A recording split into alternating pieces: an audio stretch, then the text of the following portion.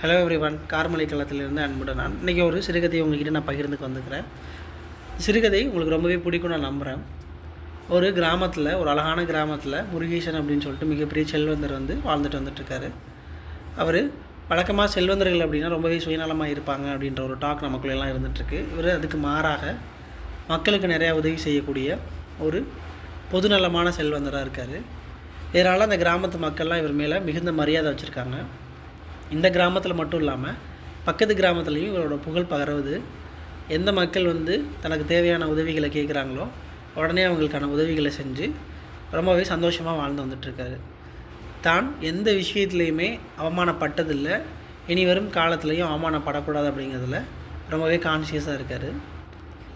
தன்னை ஒரு மிகப்பெரிய மனிதனாக அவரே கருதிக்கிறாரு. அதற்கான தகுதியும் அவருக்கு இருக்குது அப்படின்றத ரொம்பவே அவர் நம்புகிறாரு.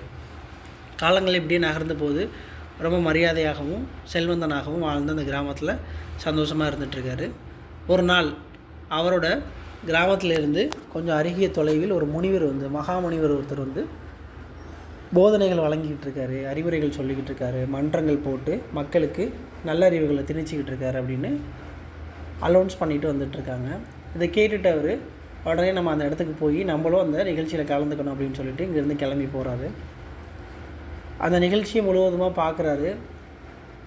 அதில் பெறக்கூடிய அறிவு சார்ந்த விஷயங்களை தனக்குள்ளே எடுத்துக்கிறாரு. அவர் ரொம்பவே அந்த முனிவர் சொன்ன அறிவுரைகளும் பிடித்து போகுது. அதனால் அவர்கிட்ட பேசணும் அப்படின்னு சொல்லிட்டு அவர் பக்கத்தில் போய் நிற்கிறாரு. முனிவர், உனக்கு என்ன வேணும் குழந்தை அப்படின்னு கேட்குறாரு. அப்போ இவர் சொல்கிறாரு, நான் என்னோடய கிராமத்தில் ரொம்பவே செல்வந்தனாகவும் மக்கள் மத்தியில் எந்த ஒரு அவமானங்களையும் சந்திக்காதவனாகவும் மக்களுக்கு நிறையா உதவி பண்ணக்கூடிய ஒரு நல்லவனாகவும் இருந்து வர்றேன். இனி வரும் காலத்துலேயும் நான் அந்த மாதிரி எந்த அவமானங்களையும் சந்திக்காத ஒரு மானிடனாக வாழ்ந்து மாய்ந்து போய்விடணும் அப்படின்னு என்னோடய ஆசை அப்படின்னு சொல்லிட்டு முனிவர்கிட்ட இந்த செல்வந்தன் சொல்கிறாரு.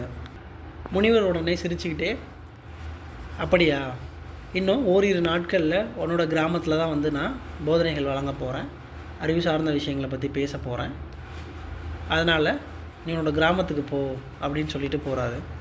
ஓரிரு நாட்களும் நகர்ந்து போகுது.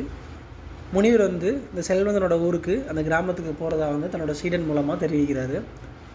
உடனே ஆனந்தம் அடைந்த செல்வந்தன் முனிவரை வரவேற்கிறதுக்காக தடபுடலாக பயங்கரமான விருந்தோம்பல் பதிந்து மாலை மரியாதைகள்லாம் தெரிவித்து மிகப்பெரிய மேடையெல்லாம் போட்டு அவரை வரவேற்கிறாரு.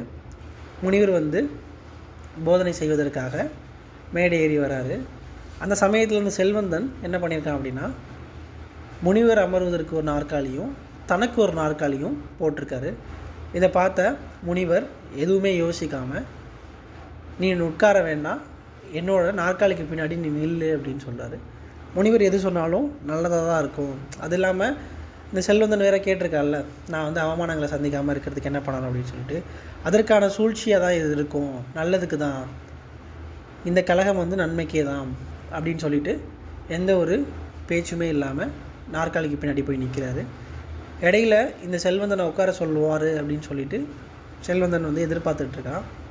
ஆனால் முனிவர் அந்த உரை முடிகிற வரையுமே அவனை உட்கார சொல்லவே இல்லை.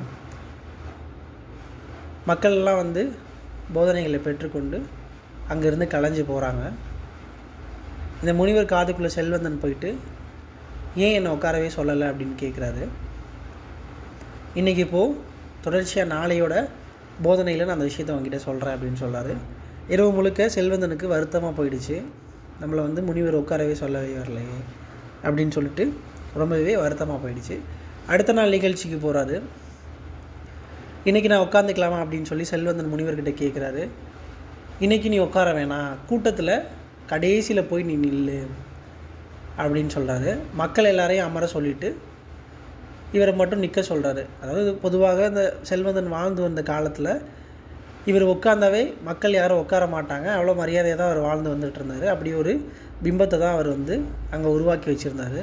அப்படி இருக்கும்போது இந்த போதனையை ஏற்பாடு செஞ்சது இவர் தான், அந்த முனிவருக்கு 2 நாற்காலி போட்டது இவர் தான். ஆனால் அந்த நாற்காலியில் உட்கார விடாமல் இன்றைக்கும் நம்மளை பின் வரிசையில் நிற்க வச்சுருக்காரு, மற்ற மக்களெல்லாம் உட்கார வச்சுருக்காரு அப்படின்னு சொல்லி கோபம் அடைந்த செல்வந்தன் முனிவர்கிட்ட போயிட்டு ஆவேசத்தோடு கேட்குறாரு. அதற்கு முனிவர் சிரிச்சுக்கிட்டே நாளைக்கு சொல்கிறேன் அப்படின்னு சொல்கிறாரு. இதனால் கோபமடைந்த செல்வந்தன் இன்றைக்கி இரவும் தூங்காமல் தன்னோட உதவியாளர்கிட்ட இவரை விட மிகப்பெரிய முனிவர் ஒருத்தரை நம்ம பேசுகிறதுக்கு கூட்டிகிட்டு வரணும், பேச்சாற்றல் அதிகமான அறிவு சார்ந்த விஷயங்களை பேசக்கூடிய ஒரு முனிவரை நம்ம கூட்டிகிட்டு வரணும் அப்படின்னு சொல்லிட்டு உதவியாளர்கிட்ட கட்டளையிடுறாரு. உதவியாளனும் எங்கெங்கேயோ போய் தேடி பார்த்துருக்காரு. ஆனால் இவரோட ஒரு மிகப்பெரிய பேச்சாற்றல் மிகுந்த ஒரு நபரை வந்து கண்டுபிடிக்கவே முடியல. அப்படிங்கிறதுக்காக இதை போய் நம்மளோட செல்வந்தன் ஆகிய முருகேசன் கிட்ட நம்ம சொன்னோம் அப்படின்னா கோபமும் அடைவார் அப்படின்னு சொல்லிட்டு சொல்லவும் முடியாமல் அவங்களே ஒரு போலியான ஆளை அங்கேருந்து கூட்டிகிட்டு வந்து பேச வைக்கிறதுக்காக வர்றாங்க. இந்த முனிவருக்கு போட்ட மன்றத்தை விட பன்மடங்கு பெரிய மன்றத்தை இங்கிட்டு போட்டு இந்த பக்கம் போட்டு அதில் பேச விடணும் அப்படிங்கிறதுக்காக ஏற்பாடும் செஞ்சிட்ருக்காங்க. மக்களெல்லாம் அந்த புதிய பேச வந்த போலியான முனிவரோட பேச்சை கேட்க போகாமல் இந்த மகாமுனிவர் பேச்சை கேட்கறதுக்காக வர்றாங்க. இதை பார்த்து கோபமடைந்த செல்வந்தன் இந்த நிகழ்ச்சியில் வந்து கலந்துக்கிறவங்க எல்லாருக்கும் ஒரு தங்க நாணயம் வந்து பரிசாக வழங்குறேன் அப்படின்னு சொன்னோன்னே தங்க நாணயத்துக்கு ஆசைப்பட்டு எல்லா மக்களும் போலியான முனிவர் பேசுகிற இடத்துக்கு போகிறாங்க. ஆனால் இந்த முனிவர் வந்து கொஞ்சம் கூட வருத்தப்படாமல் தொடர்ந்து பேசிக்கிட்டே இருக்கார். அப்போ அங்கேருந்து வந்த செல்வந்தன், நீங்கள் வந்து என்னை அவமானப்படுத்த நினச்சிங்க, நான் உங்களை அவமானப்படுத்திட்டேன் அப்படின்னு சொல்லி பயங்கரமாக சிரித்து பேசிக்கிட்டு இருக்கான். ரொம்ப நக்கலாக பேசிக்கிட்டு இருக்கும் பொழுது அந்த போலியான முனிவர் பேசுகிறத கேட்டு கோபமடைஞ்ச மக்கள் கொஞ்சம் கொஞ்சமாக இந்த முனிவரோட மன்றத்துக்குள்ளே வந்து நுழைகிறாங்க. இதை பார்த்து செல்வந்தனுக்கு ரொம்பவே ஆச்சரியமாக இருக்குது. நம்ம தங்க நாணயம் கொடுத்தோம், ஒருத்தரை பேசுகிறதுக்காக கூப்பிட்டு வந்திருக்கோம், நம்ம வந்து சொன்னால் அந்த மக்கள் எல்லாமே கேட்பாங்க, இன்றைக்கி இப்படி ஒரு நிலை நடக்குது அப்படின்னு சொல்லிட்டு முனிவரை பார்க்குறாரு. முனிவர் அப்போ தான் சொல்கிறாரு, நீ செய்த காரியத்தை ஒருபோதும் என்னுடைய அவமானமாக நான் கருதவில்லை. அவமானம் என்பது மற்றவர்கள் நமக்கு ஒருபோதும் கொடுக்க முடியாது. நாம் செய்யும் செயலே அவமானம். நம்ம ஒரு தப்பு பண்ணுறோம் அப்படின்னா நம்ம அதை அவமானம் நினச்சி அந்த விஷயத்தை நம்ம பண்ணாமல் இருந்தால் மட்டுமே அது நல்லதை ஒழிய மற்றவங்க அந்த விஷயத்தை அவமானம் நினைப்பாங்க அப்படின்னு சொல்லி நம்ம ஒரு செயலை செய்யாமல் இருக்கிறதோ அல்லது செய்வதோ அது அவமானத்தை சார்ந்ததாக இருக்காது. அவமானம் என்பதும் அறிவு சார்ந்த அவமானமாக தான் இருக்கணும் அப்படின்னு சொல்லி இந்த கதையை நான் இதோட முடிச்சுக்கிறேன். தொடர்ந்து இது போன்ற சுவாரஸ்யமான கதைகளையும் பல வரலாற்று நிகழ்வுகளையும் தெரிஞ்சுக்கணும் அப்படின்னா கார்மொழி சேனலை லைக் பண்ணி ஷேர் பண்ணி சப்ஸ்கிரைப் பண்ணுங்கள். தேங்க்யூ.